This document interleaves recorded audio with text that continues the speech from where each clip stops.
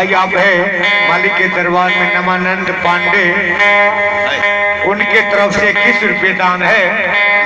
ऐसे महादानी बाबू के चरण पूरे मंडल की ओर से कोटि कोटि नमन है। आज आप है माननीय मुखिया जी के माता जी, उनके तरफ से आशीर्वाद स्वरूप 51 रुपये दान है। ऐसे माँ के चरण में एक बार 1000 बार नमन करता हूँ। जय हो दानी महाराज की जय।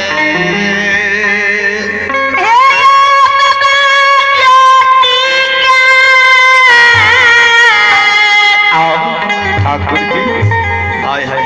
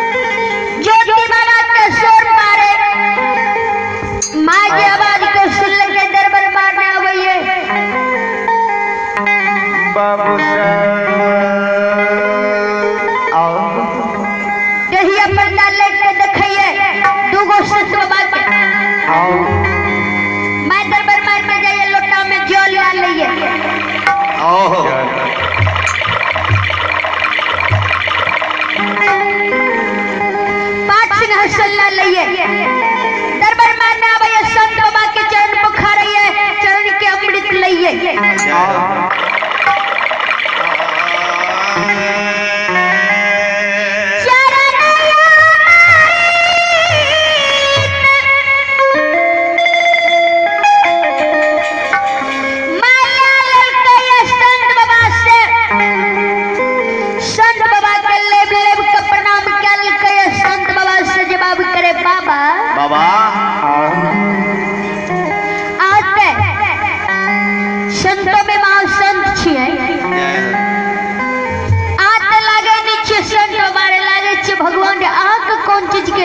पड़ गए ये हमारा दुआर पे लिए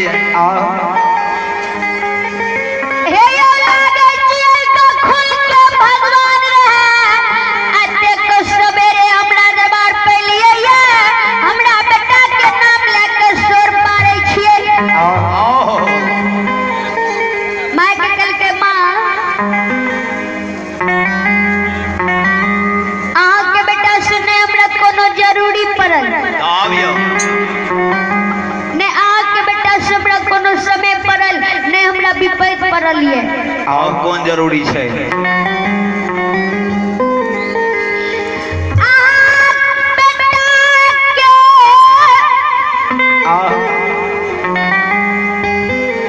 दर्शन करे के खातिर दरबार पहलू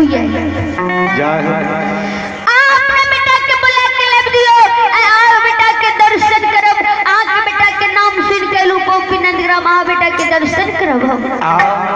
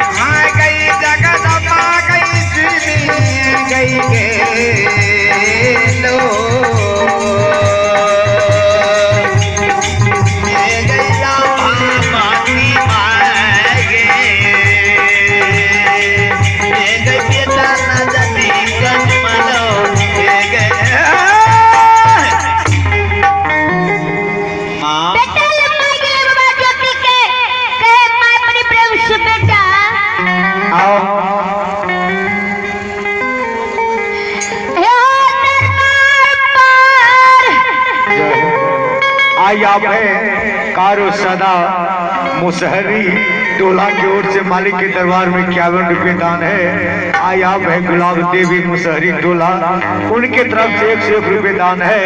आप है बैसाखी सादा, उनके तरफ से 101 रुपये दान है। इसे महादानी सबके चरण में करोटी करोटी नमन है। जय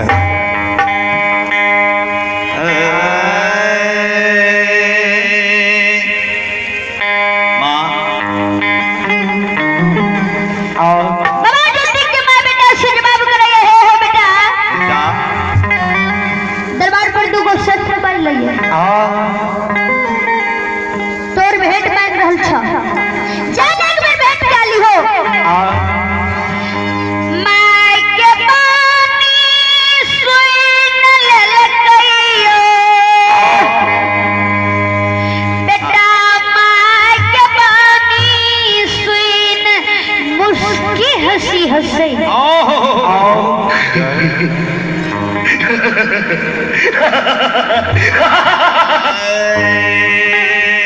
आई आप है मालिक के दरबार में, ठाकुर जी के दरबार में देवनारायण यादव के माता जी, उनके तरफ से आशीर्वाद स्वरूप 11 रुपये दान है।